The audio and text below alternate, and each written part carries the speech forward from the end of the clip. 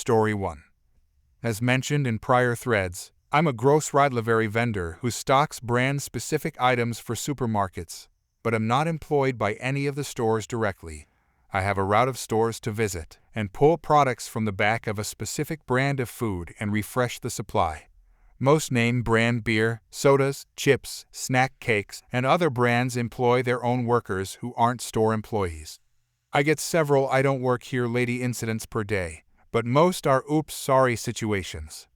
After reading this subreddit a bunch, I have started to scope out where in the store the over-the-counter reading glasses sections are, in case I encounter any of the extra special hose beasts who insist that specifically I must help them, so I can lead them there to help them pick out a pair. Yesterday at Small Shart, there was a little old gray-haired man shopping who would occasionally head spasm rather violently like he had just been stun-gunned in the neck, and each time would shout very loudly. I know from watching a cute TikToker who has a less severe form which resembles his motion that this could simply be Tourette's syndrome. People with this seem to have a signature verbal yelp, but don't have any cognitive choice in what the yelp is. The TikToker has a pretty cute yelp and explains some aspects of their own variety and experience in some posts. So this guy wasn't hurting anyone, but would, just occasionally, jerk his head very violently but catch himself each time, and would shout at a really high volume in a moment of surprise. As he went around shopping, he could be heard making this shout from 8+ aisles over. He wasn't interacting with anyone, just minding his own business and going off a shopping list like any other person. He came down a somewhat crowded aisle I was working on at the time, and I just let him be but saw other people staring and giving him some space. I understand also that some who have this experience a higher frequency of tics if under additional stress than just the normal frequency alone, such as by being judged in public by it, so I just let him do his thing. As he rounded the corner out of sight, a few people who were near me on this aisle muttered that the man was obviously crazy and that he shouldn't be out in public and might hurt someone. I explained a little about the possible condition and that this could actually be a pretty big milestone for him personally, being brave enough to go out in public and trying to control it, and being able to handle the stress of the stares and whispers, and that if people could stop talking about him, it could actually help reduce the outbursts, possibly. One feral snob hole of a lady came up to me a little while later, after he'd moved on several aisles over, clopping in her business Karen's shoes the wrong direction down the aisle, and not wearing a mask, naturally, and on a mission. She sternly barked at me about him and told me that he needed to be removed because he was frightening other customers. I told her politely I wasn't employed by the store and that I didn't have any say in it who gets removed. I tried explaining that I hadn't seen any frightened customers myself yet, before getting cut off as she flapped her mouth blubber at me again about how concerned she was that he was going to hurt someone, and that he didn't belong out in public. I was tempted to say that if anyone needed removing it should be her, via her own 2 cloven hooves right out the door with that attitude. I was under a time crunch, and didn't really have time to find a ladder to climb up in order to clock one across a chin that high up in the air. I just dismissed her away again that I am not employed by the store. There's nothing I can do about it. I stated that I'd seen him for about the past hour, and he hasn't made any sign of hurting anybody, and that he's just, and then glared at her with eyebrows raised and leaning toward her, minding his own business. She squinted at me and scowled, and then clopped away, and I didn't hear anything from her again. My main regret was not having available time to ask him if I could gather up what was left on his shopping list or help in some way. Carry on the good fight, Mr. Man. I'm on defense for you. Story 2. Okay, now I know for a fact this will sound fake, but I promise you it's real. I'm writing this on my phone. Names are obviously changed. So I'm 17, but I look a lot younger, and I look fairly feminine, and this year I was working at Spirit Halloween as my first job, just to get some experience. Now at the time of this story, it was very close to Halloween, so we all were swamped. I'm talking line all the way to the back of the store. In this story, I was working as the cashier up in the front. I was checking people out fairly quickly to try and get the line down. When a family comes up, I made a small talk with a dad and son. They were really laid back and understood the weight. Keep in mind, I did not see the mom, Karen, through this transaction. When I was finished, I looked up to tell them their total and take payment. They very politely gave it to me, and after I was done, the son holds a costume and toy gun up higher. I checked my brain to see if I scanned it, and I remembered I didn't, so I politely told them to go to the end where one of my coworkers would take them really quickly and get them out of there.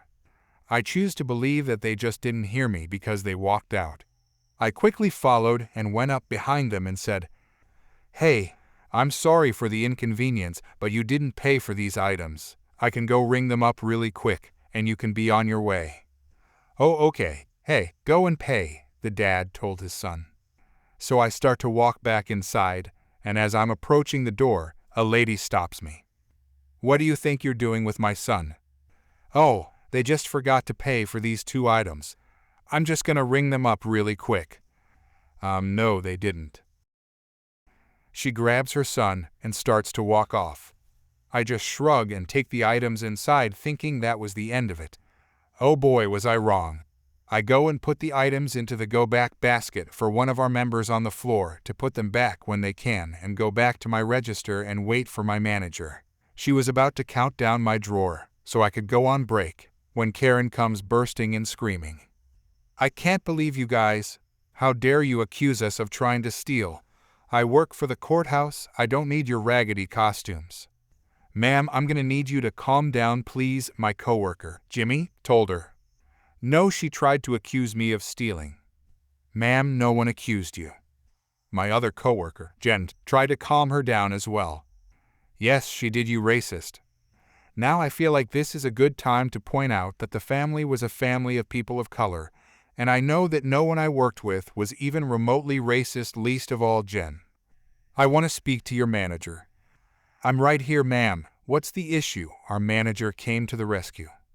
"That lady accused me of stealing 2 items when they're on my receipt." "Go get the items, please," my manager asked me.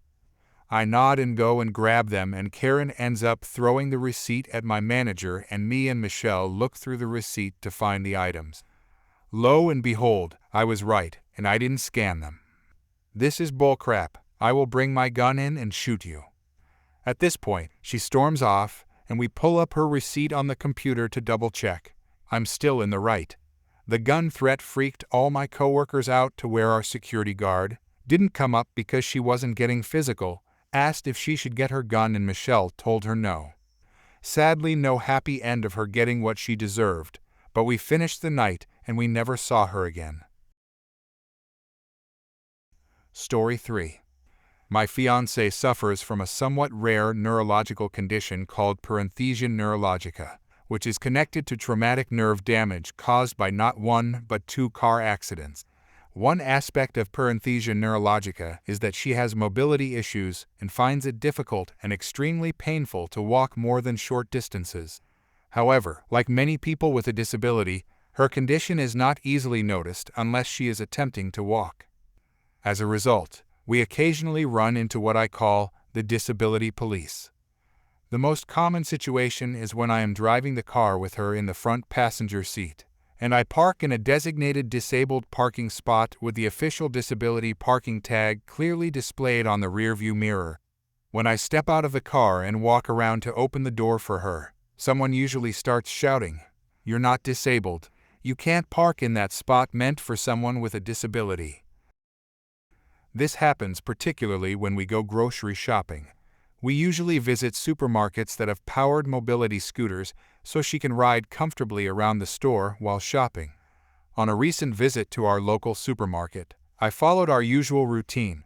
I parked the car, went inside the store, found a scooter with a fully charged battery, got on it, and drove it out to the car so that she wouldn't have to walk from the parking lot into the store herself. Normally, this isn't an issue, but this time a self-appointed disability enforcer saw me walk into the store and then drive the scooter out to the parking lot. She started running after me, shouting, "You're not disabled. I saw you walk into the store just fine."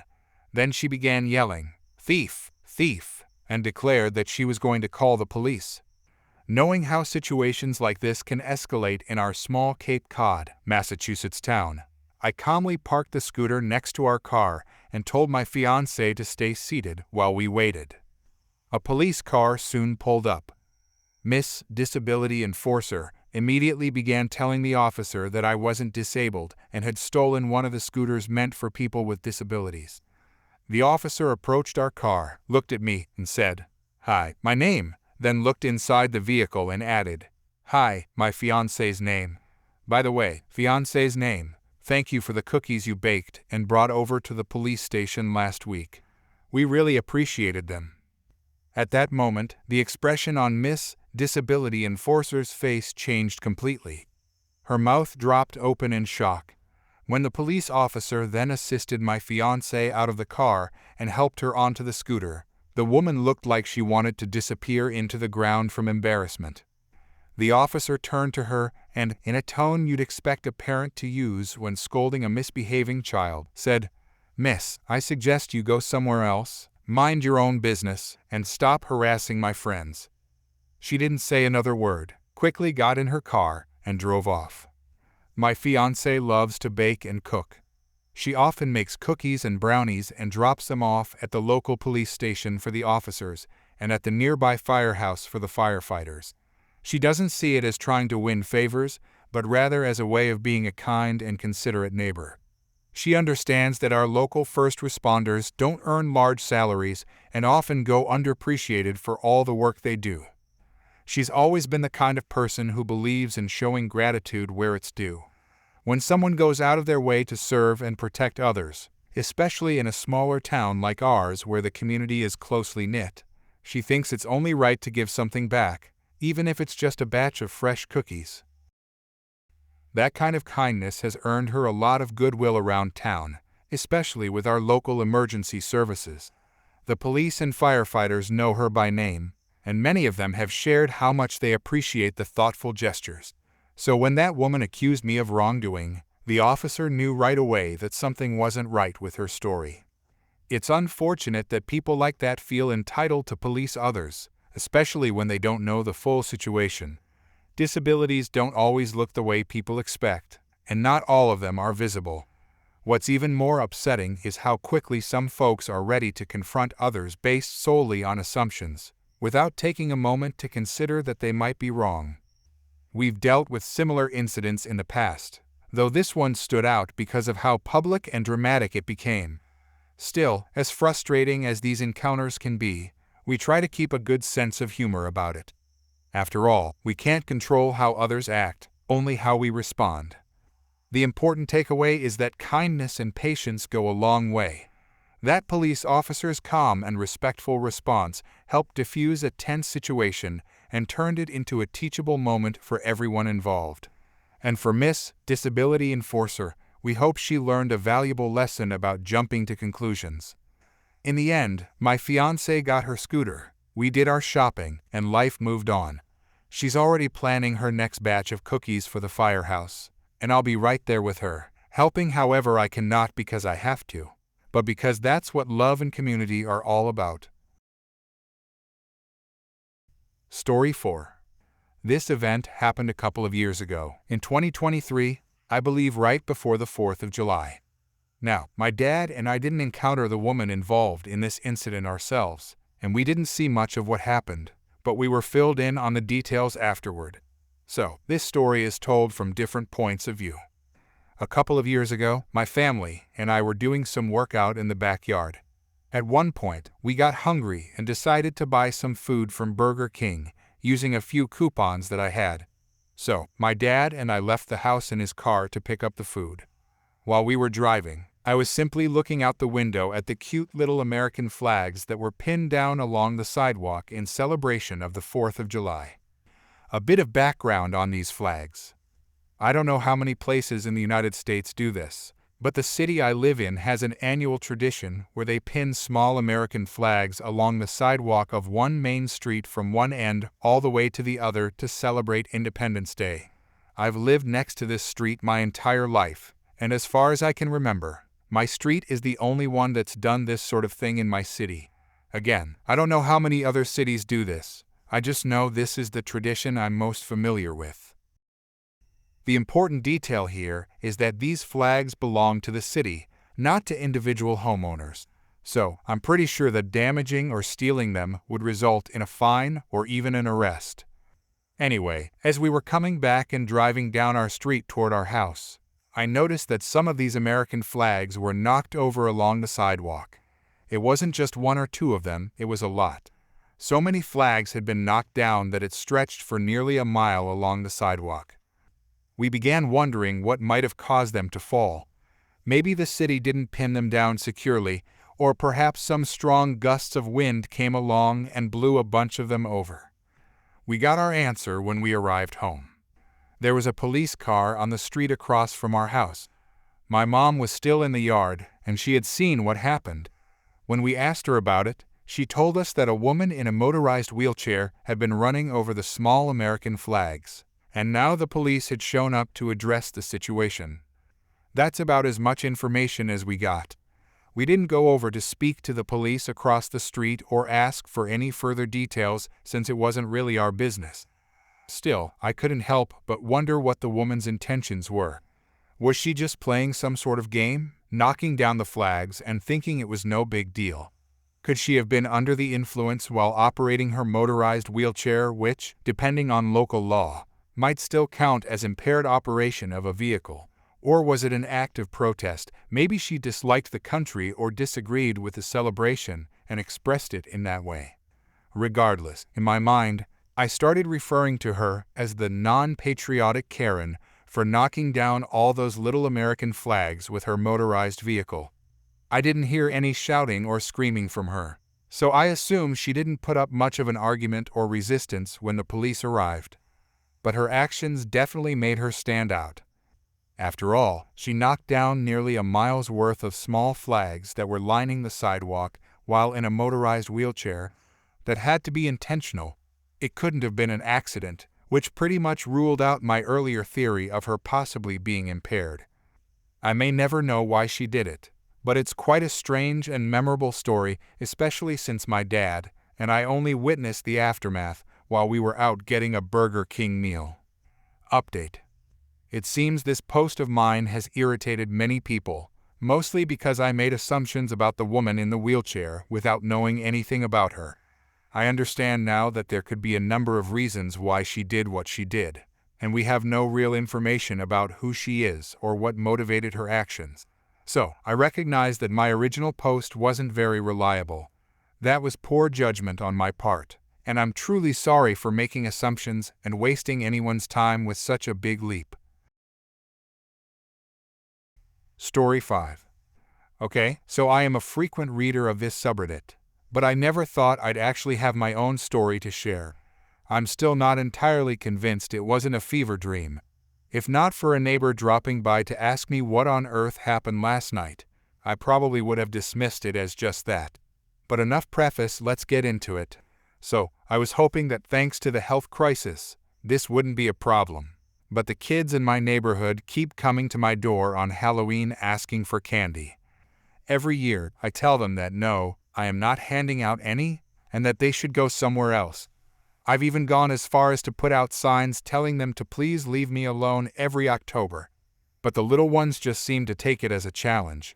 They'll repeatedly ring the doorbell until I come out, or they get bored once. They went 5 whole minutes before giving up, or they'll keep coming back after I say no, hoping I'll change my mind. I never do. This year, one particularly persistent little one from the next cul-de-sac over who has made it her mission to wear me down every Halloween rings the doorbell, and I tell her nicely or as nicely as you can when someone keeps ignoring the big red sign saying my house is not for trick or treating that I don't have any candy. She looks at me with what she probably thought were adorable puppy dog eyes and asks if I would mind checking. I tell her there is absolutely no candy in my house, nor will there ever be. That was a fib, but she didn't know that. Then the little one decides I'm lying and keeps asking me if I'm sure. I tell her that I'm diabetic. I'm not, but apparently she doesn't know what that means. One quick internet search later, and she accuses me of lying about having a medical condition. I am, But that's beside the point. I suppose I could have just given her a chocolate bar. But I really didn't want her spreading the triumphant news to all the other kids that she managed to get the grumpy lady to cave in, risking more visits from them the same night. So I tell her I don't have to give candy to someone who is going to be rude and question my very serious health condition. Then I close the door. About an hour later, I'm hate watching the Francis Ford Coppola version of Dracula. It's a mess, but I can't stop watching it when I get another ring at the doorbell. I come down to find the little one peeking out from behind the legs of a very angry-looking woman, clearly her mother. The following exchange goes down. Me: "How can I help you, ma'am?" Mother: "My daughter says you repeatedly refuse to give her candy."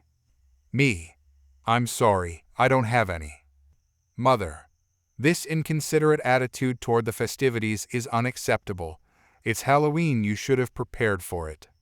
Me: "I didn't think any kids would be trick or treating this year thanks to a certain virus."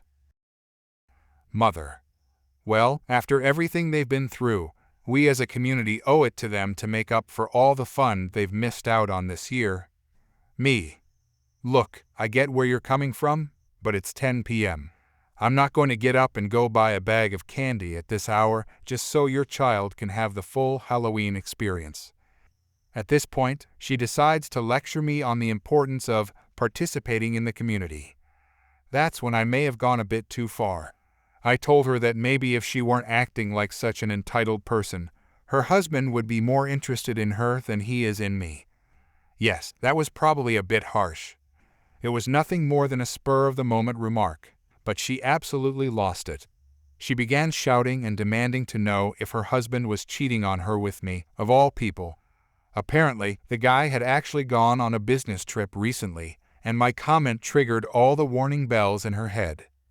She starts yelling at me, asking if her husband is inside my house, trying to peek past me through the door, and demanding that he come out.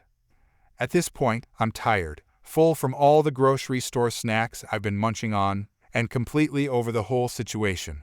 So I tell her to come back with a warrant and shut the door in her face despite her attempts to wedge her way in.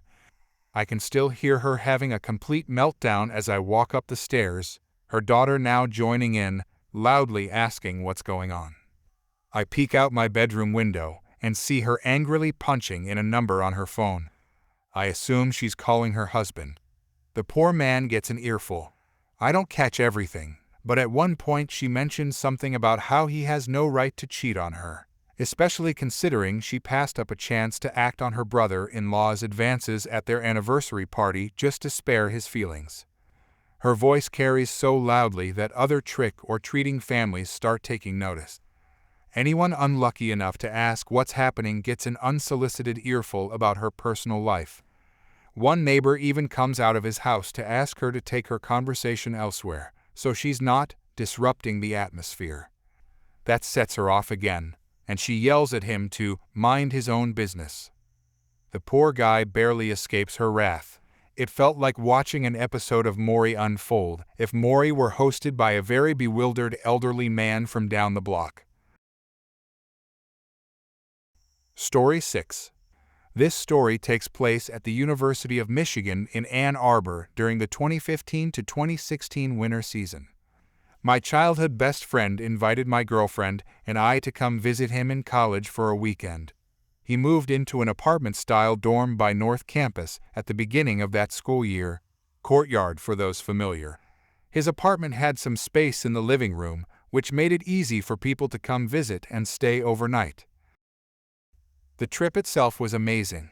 We caught up on a lot of lost time, toured the school, downright beautiful by the way, sorry not sorry Michigan State, went out to a couple of places on Liberty Statue, got wasted at a couple of house parties, my girlfriend had a blast, and we even bought some Michigan hoodies as souvenirs at the Den store. I only wish I tried harder in high school so I could have gone there for engineering. But I digress. The main reason why we came to visit was to attend a fundraising dinner for the Michigan Polish Student Association. My friend and I are Polish. We both were part of Polish student clubs at our schools, and we would march together during the Chicago Polish Independence Day Parade every year. This particular year, his club reserved a room at the Palmer Commons. It looked like any typical banquet hall filled with tables, a couple of projector screens, and a DJ booth with a big dance floor in the middle. The dress code for the event was formal: dress shirt, pants, shoes, belts, and ties. I decided to wear a black shirt with thin white vertical stripes, black pants, and a black belt. Didn't care for a tie. People sat down, the club leaders welcomed everyone, talked about the club, school involvement, thanked and honored key contributors, presented the charity they were fundraising for, blah blah blah, and then everybody clapped. Throughout the event, servers brought out meals and water to the tables for guests to enjoy while they were pretending to pay attention. At some point, my girlfriend noticed that all of the servers just so happened to be wearing black dress shirts with thin white vertical stripes, black pants, and wait for it, black belts. You can probably guess where this is going. She got my attention, pointed out the matching outfits between me and the staff, and we laughed it off as some funny coincidence. Someone at our table even made a joke that I should get back to work and take their dirty plates back to the kitchen. We left it at that and didn't think much else of it. For context, there were maybe 20 to 30 staff members working around the room. Big event, maybe more than 200 guests. Most staff were students themselves working part-time to fund their college shenanigans, apart from the 10-15 servers that had assigned tables to serve food to. The majority of the staff collectively handled water jugs, bus tables, and cleaned wherever needed. I doubt they paid enough attention to know everyone working that night, and given the extremely unlikely odds that I was wearing the exact same outfit as them, it made it very easy for staff to assume I was one of them. Also, for your information, the school club handled the check-in process and seating assignments for the event. The service cleaning was handled by the school's facilities department or whatever. Bottom line, there was an apparent disconnect between the club and staff on knowing who was and who wasn't a guest. No one wore name tags / wristbands / etc. Anyways, turns out some of the servers saw me sitting at a table, assumed I was part of the crew, and thought I decided to stop working to enjoy the event. It got to the point where servers would give me weird looks as they laid the plates down at our table. But they didn't confront me or say anything since it wasn't their place to do so. Oh, but they definitely made sure to point it out to the managers, multiple times by multiple staff members. At some point between the main course and dessert, while another speech was being given out in the background, someone came up from behind me and placed a hand on my shoulder. Before I had a chance to turn around and react, a male voice said, "I need you to get up and step outside into the hallway with me right now." His hand slid down to my arm to get a decent grip, and I decided to get up and go along with it. I wasn't too surprised that this was happening given the circumstances explained above. We've been treating this as a coincidental joke the whole time, so I thought it was kind of funny that I got the attention of the managers. I'm 6'2", and he was about 5'7" or so with a slim build. It looked like I had about 40-50 pounds on him, so I didn't feel uncomfortable with the way he was trying to handle the situation. To him, I probably looked like some tall fit college bro that screws around all the time. I figured at most, I would need to explain that I am not a staff member, show my ticket for the event that was in my jacket pocket, hanging on the chair, and sit back down, and we all laugh about it. No harm, no foul, right? Nope. He pointed me to the nearest door and let me lead the way out into the hallway. I figured I should just wait until we are in the hallway to calmly explain the situation, and not cause a scene in front of other guests. I didn't grab my ticket or jacket in time, but whatever. I'm sure he will give me a chance to show it to him while we talk. My friend and girlfriend thought this was freaking hilarious that this was happening, and assumed I would be back in a minute. We make our way into the empty hallway, and the manager shuts the doors behind us. All doors had to be closed during the event to keep the noise inside. I asked him to let go of my arm, and he does. Again, before I had a chance to say anything, and without skipping a beat, he starts blaring. "I don't know who the hell you think you are, and I don't know what crossed your mind to think that on your first shift, you can decide to take a break and engage with the guests. Sir, please let me." I don't give a damn what your stupid excuse is. It's common sense that staff don't sit down with the guests and engage with them. I don't care if this is just some part-time job for you while you're studying. I can replace you with 5 more students tomorrow for all I care. You show nothing but laziness, disrespect. During his rant, I noticed a campus security officer turn a corner and walk towards us. Oh, you gotta be kidding me. The manager keeps going on his rant, again, not letting me speak for myself. When the officer was standing next to us, he gives his big punchline. No, you're done. Fired. I don't want you in this building. I'm going to put a word in with the school and have you barred from working another campus job. You're going to end up explaining to your family why you couldn't last a single shift. Big oof. The officer takes his cue and starts to escort me to the nearest exit. The manager watches us until we turn the corner and goes back inside. I began explaining the situation to the cop from start to finish. At first, he didn't want to believe me and thought I was trying to con my way out of trouble.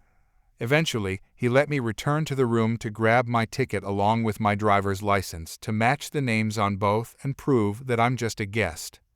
Some more talking later, and after my friend vouched for me, the officer let me be and went off to talk to the manager. I assured the cop that I didn't feel the need to press charges, and we sat back down. Everything else went by normal. We decided to go out and drink once the formal speeches food service was over. We came back again the following year for another weekend of fun with another banquet night. I made sure to bring a shirt no service worker would wear. Thankfully, the next banquet was in a different building on campus. I don't know what if anything happened to the manager. Probably nothing. I didn't care about pressing charges or making a scene. I just like being able to tell this interesting story.